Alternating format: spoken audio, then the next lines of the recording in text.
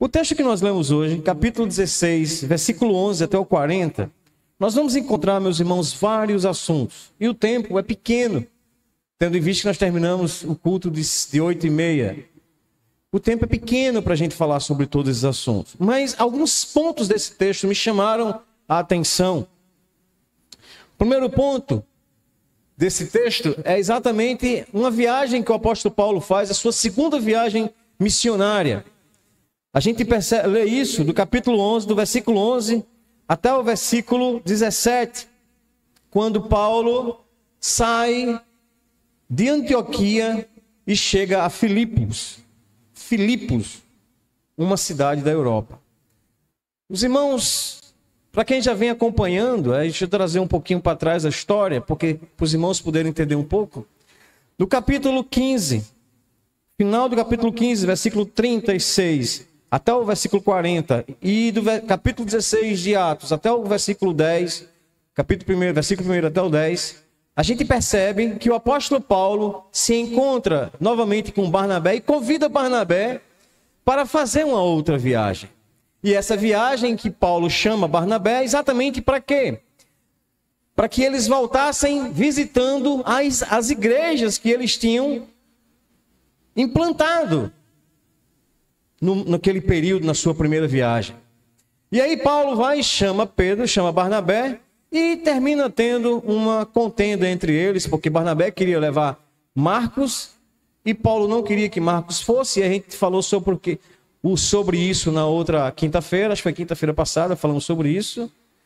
E aí, o que acontece? Que Paulo vai, mais Silas agora, e Marcos viaja, e Barnabé viaja mais Saulo, mais Marcos. E cria-se duas comitivas de evangelismo. Mas o que é interessante, para a gente já entrar no capítulo 16, versículo 11, é que o projeto que Paulo teve, da outra vez, no capítulo 13, a gente percebe que foi o Espírito Santo quem designou Paulo e Barnabé para fazer as viagens missionárias, no capítulo 13 do livro de Atos. Mas no capítulo 15, versículo 36, a gente percebe que é Paulo que está agora convidando Barnabé para visitar as igrejas que eles tinham passado. Não vemos nisso aquela mesma direção do Espírito Santo. Não que eles não estivessem direcionados pelo Espírito Santo. Mas o texto de Atos foi muito claro quando diz: apartai-me a Paulo e a Barnabé para obras que eu tenho separado. E aí o Espírito Santo enviou eles. Agora, Paulo chama Barnabé para fazer essa viagem. E essa viagem que Paulo quer fazer com Barnabé é voltar visitando as igrejas que eles tinham passado, fortalecendo a fé daqueles irmãos. Infelizmente, não deu certo ele viajar com Barnabé, mas foi com Silas. Mas o que é interessante é que depois que Paulo e Silas visitaram as igrejas, não chegaram a visitar todas as igrejas nessa viagem, mas visitaram algumas delas, o Espírito Santo de Deus agora entra em ação. Me lembro de Provérbios, capítulo 16, versículo 9. O livro de Provérbios, capítulo 16, versículo 9, diz que o planejar é do homem, mas a última palavra é de Deus. O homem planeja, o homem quer direcionar os seus passos, mas o Senhor é quem diz quais os passos que ele vai dar. Deixe-me ler aqui Provérbios 16, 9, na minha tradução. Diz assim: o coração do ser humano traça o seu caminho, mas o Senhor lhe dirige os passos. Principalmente daqueles que amam e temem a Deus, que estão susceptíveis a ouvir a voz do Espírito Santo de Deus. Paulo, quando viajou para visitar os irmãos, encontrou-se com Timóteo em Listra, pega Timóteo e leva Timóteo com ele. Então nessa viagem tudo indica que tinha Paulo, Timóteo, Silas e Lucas, uma comitiva de 4 irmãos nessa viagem que eles estavam fazendo. E quando ele percorria aquela região, no versículo 6, diz o seguinte: percorreram a região da Frígia, em Gálatas, tendo sido impedido pelo Espírito Santo, quer dizer, o projeto de Paulo foi impedido pelo Espírito Santo de pregar a palavra na província da Ásia. Chegando perto de Mísia, tentaram ir para a Bitínia, mas o Espírito de Jesus não permitiu. Tendo contornado Mísia, foram a Troade. À noite, Paulo teve uma visão na qual um homem da Macedônia estava em pé e lhe rogava dizendo: passe a Macedônia e ajude-nos.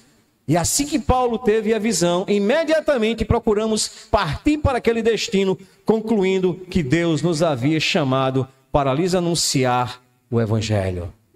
Paulo viaja, mas quando chega em Troade, Deus intervém na viagem que Paulo ia fazer.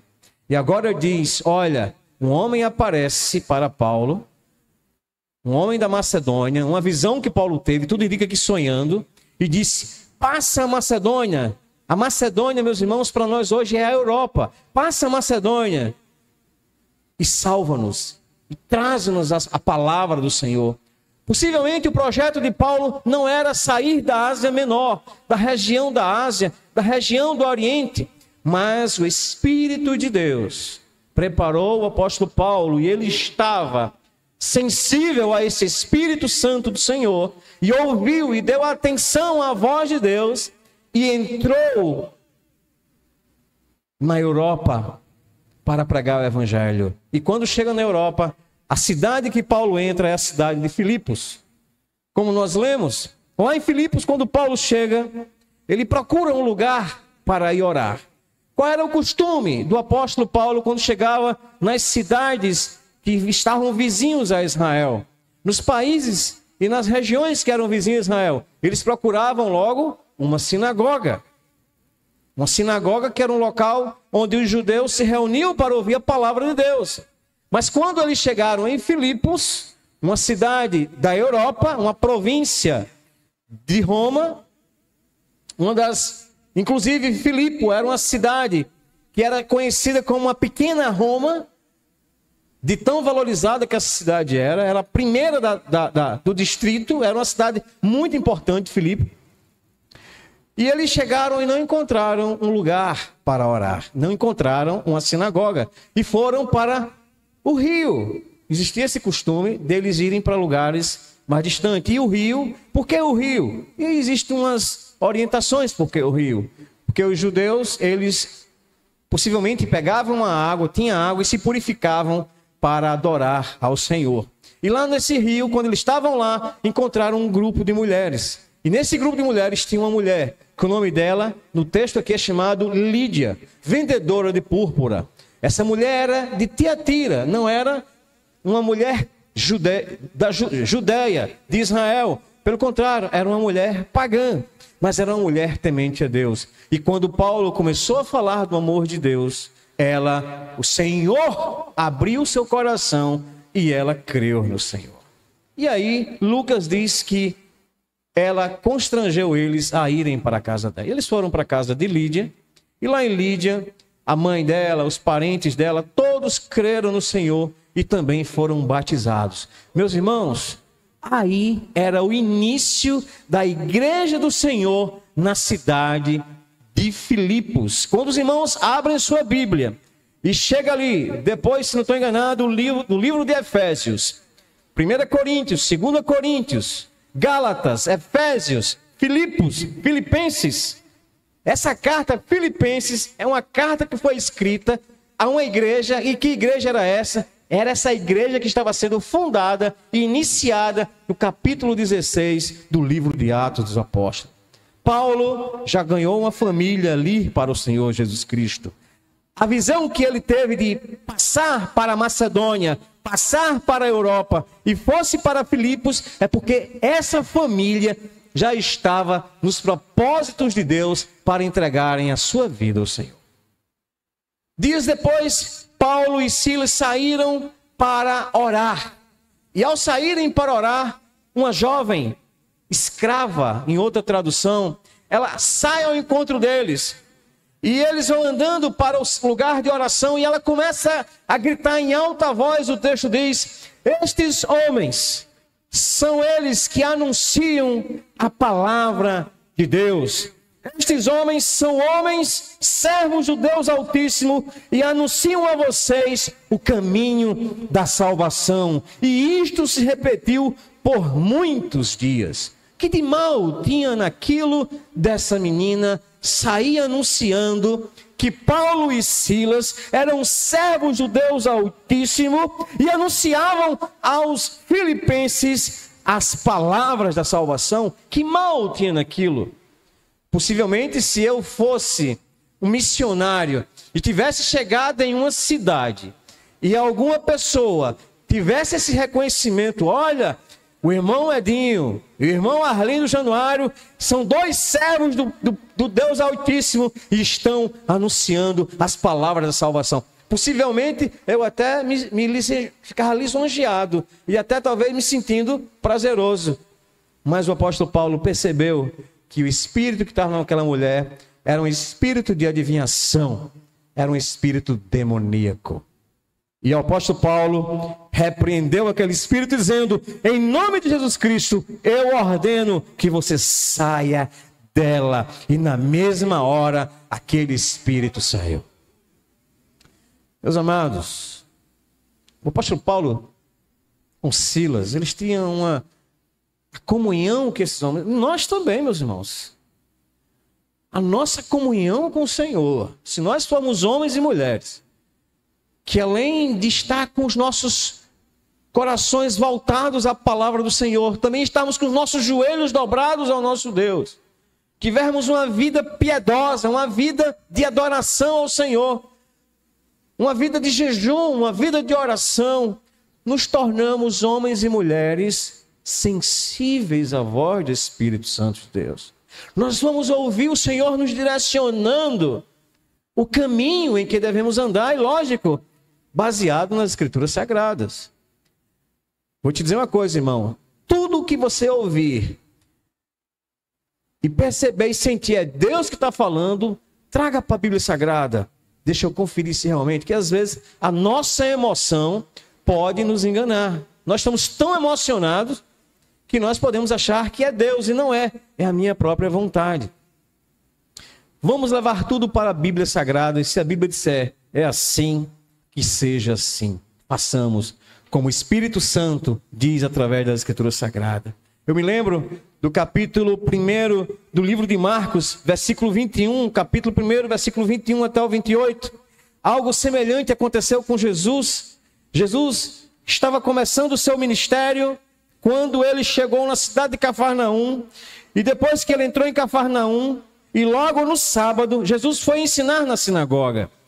E maravilharam-se de sua doutrina, porque os ensinamentos, porque ele os ensinava como alguém que tinha autoridade, e não como os escribas.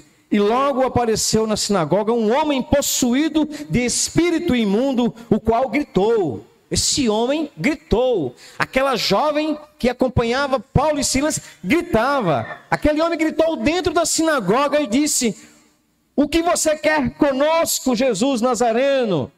Você veio para nos destruir?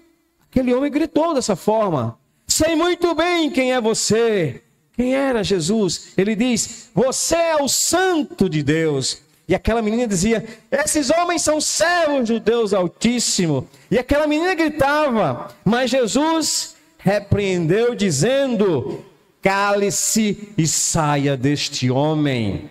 Então o espírito imundo, agitando violentamente e gritando em alta voz, saiu dele. E todos se admiravam, a ponto de perguntarem entre si: quem é isto? Que é isto?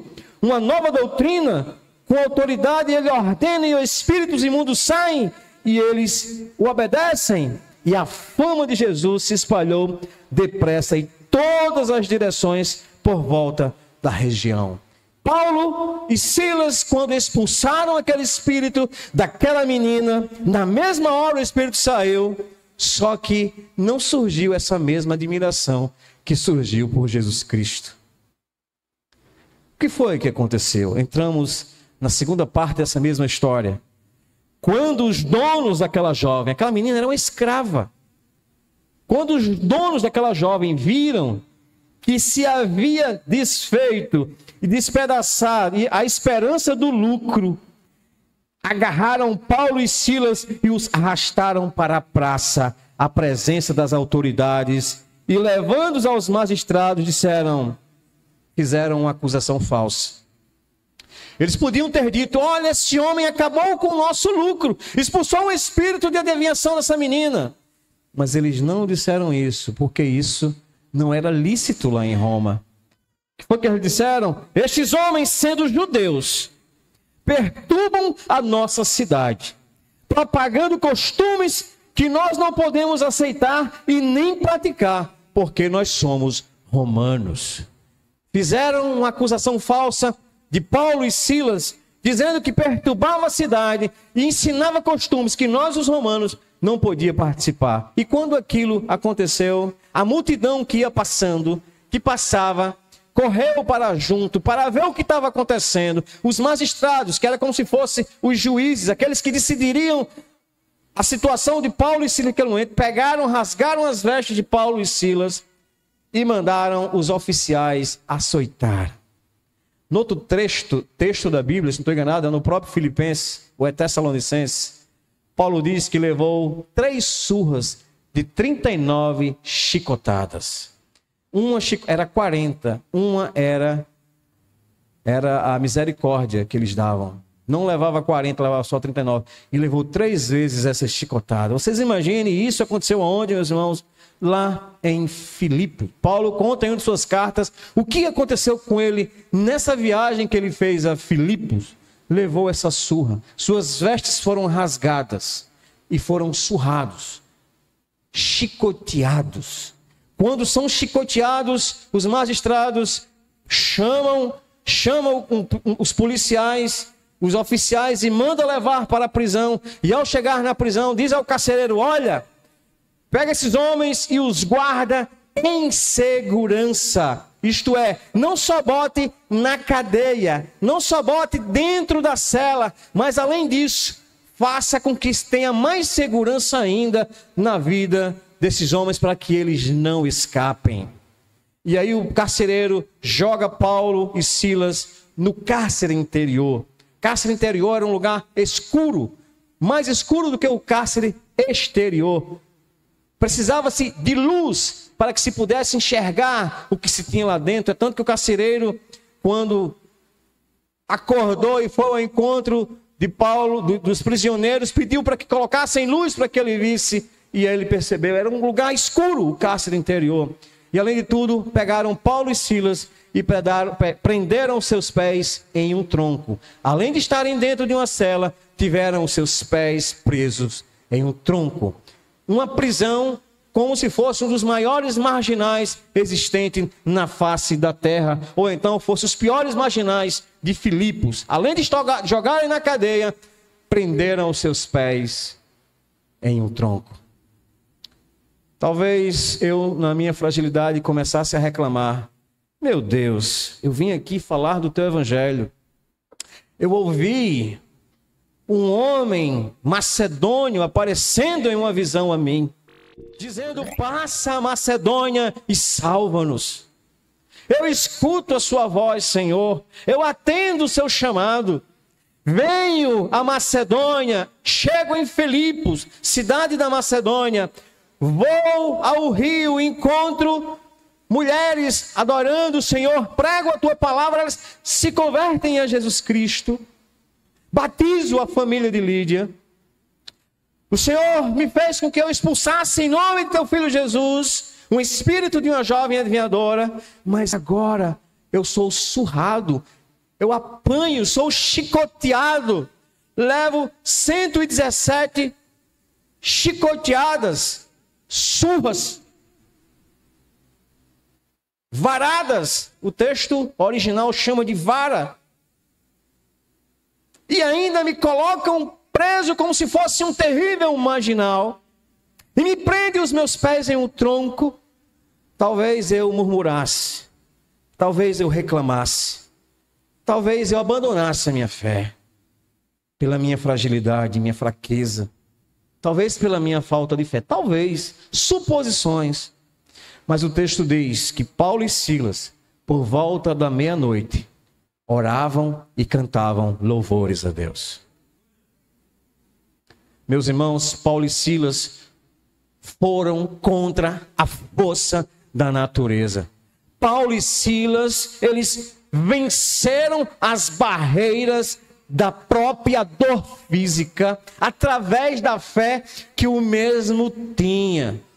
Digo-vos que, se tiverdes fé do tamanho de um grão de mostarda, vocês dirão a este monte, saia daqui e precipita-te no mar, e isso vos será feito. O que aconteceu com Paulo e Silas, meus irmãos, foi basicamente isso. A fé que aqueles homens tinham não se submeteu à dor de sua carne, à dor que eles sentiam nas suas costas, mas eles oravam e cantavam louvores a Deus nos piores momentos de sua vida. E Deus respondeu às orações, mandando um terremoto naquele local, e as prisões foram abertas, e as cadeias caíram, e aqueles homens ficaram livres, meus amados. É isso que acontece quando eu e você, através da fé, vencemos as barreiras emocionais, meus irmãos. Vencemos as barreiras da nossa própria dor através da fé. E o que é que produz a nossa fé, meus irmãos? A palavra de Deus. Conhecereis a verdade, não é esse? Esqueci o versículo, Jesus. A fé vem pelo ouvir e ouvir a palavra de Deus. A palavra produz fé no seu coração. E essa fé, ela ultrapassa as nossas emoções e as nossas felicidades. Para resumir, Paulo foi livre.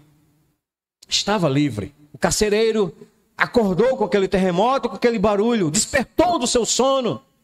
E ao despertar do seu sono, quando vai para o cárcere interior, chega lá, vê as prisões abertas. E ao perceber que as prisões estavam abertas, e ele sabia que uma das leis romanas era que se aqueles prisioneiros tivessem sido libertos, aqueles que estavam sob sua guarda, quem iria pagar sobre a vida daqueles prisioneiros era a própria pessoa com a sua própria vida. Isso aconteceu no capítulo 12 do livro de Atos dos Apóstolos, versículo 18 e 19, quando Herodes mandou prender Pedro e Tiago. Tiago foi morto à espada.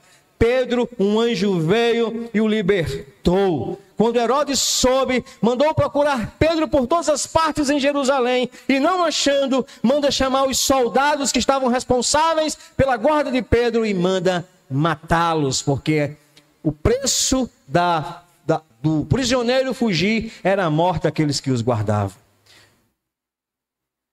O carcereiro quis logo se matar, mas Paulo grita: não faça isso, estamos todos aqui. Quando o carcereiro ouve e pede luz, aí entra para o meio com luz acesa e percebe que estão todos ali. Depois saem fora, num lugar mais claro, e chega para Paulo e Silas e diz: o que devo fazer para ser salvo? Paulo lhe responde: crer no Senhor Jesus e será salvo, não só você, mas também toda a sua casa. A igreja de Filipos estava crescendo.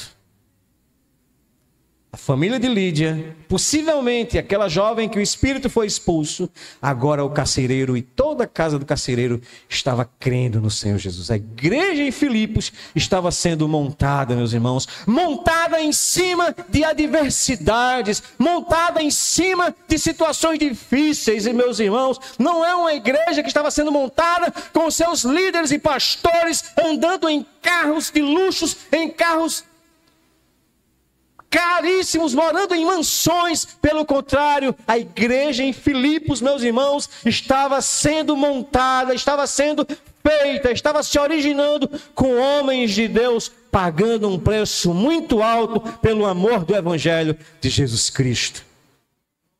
Nós queremos um berço, nós queremos luxo, nós queremos o melhor, e ainda dizemos: nós temos que ter direito ao melhor dessa terra. Olhamos lá para o Velho Testamento, quando os israelitas receberam a promessa do Senhor que eles iriam ter o melhor da terra. Sim, a terra de Israel é uma das melhores terras que existe na face da terra. Ela mana leite e mel. Mas Jesus Cristo disse que no mundo teríamos aflições, mas tivéssemos bom ânimo, porque eu venci o mundo e vós também vencereis. Paulo pregou o evangelho da família do carcereiro e ele creu. O carcereiro que agora aprisionava Paulo e Silas, pega Paulo e Silas e agora leva para sua casa e lhe dá de comer. E depois traz Paulo e Silas, isso tudo em uma noite. Traz Paulo e Silas para a prisão de novo, e Paulo e Silas vêm tranquilo, parece que são amigos, e nenhum problema, não, vamos ser presos, vamos para a cadeia. E chega lá e prende novamente, não teve nenhum problema. No dia seguinte, os magistrados mandam soltar Paulo e Silas, e aí Paulo chega lá, o carcereiro talvez todo animado, vou soltar os meus irmãos, que bom, graças a Deus. E aí quando o carcereiro diz a Paulo, olha, você e Silas podem ir embora, vocês estão livres. Vão com Deus. Paulo não deixou barato. Disse, não. Nós conhecemos as leis romanas. O que eles fizeram conosco foi injusto. Nós éramos para ter ido nós éramos para ter sido escutados. Nós éramos para ter sido ouvidos. Nós fomos julgados injustamente por algo que nós não fizemos. O que nós fizemos foi outra coisa. E nos acusaram de outra coisa. E nem nos escutaram, nem pediram para nos ouvir. Talvez os magistrados, levados pela turba, pela multidão, mandou logo que surrassem, julgando Paulo e Silas. E Paulo sabia disso. E ao mesmo tempo, talvez Paulo percebeu que se saísse só com aquela ordenzinha, a igreja não teria tido um respeito como a igreja de Filipos teve na época do apóstolo Paulo. Diga a ele que nós só sairemos daqui se ele vier aqui se desculpar e nos libertar. Em outras palavras, ao que dizem os magistrados, diante do público, os anunciou como se eles fossem inocentes. Não está escrito aqui. Mas conforme a história, esses homens fizeram isso. Ainda ficaram com a liberdade de ir para a casa de Lídia. E lá, ao chegar em Lídia, talvez com as costas todas arrebentadas e cortadas, talvez precisando de que fossem passados sobre seus lombos algum gel, algo para que eles fossem protegidos. O versículo 40 diz que eles, Paulo e Silas, quando foram lá em Lídia, consolaram os irmãos que estavam lá em Lídia e depois partiram. Oh, glória a Jesus. Meus amados irmãos, os caras apanham. Os caras são presos. E ainda vai ver os irmãos, parte da igreja, e ainda consola os irmãos dizendo, tenham bom ânimo. Vocês são herdeiros do céu. Vocês são filhos do Altíssimo. Meus irmãos, tem que ter fé. E a fé, meus irmãos, é joelho no chão e palavra de Deus no coração. Que Deus nos abençoe. Amém.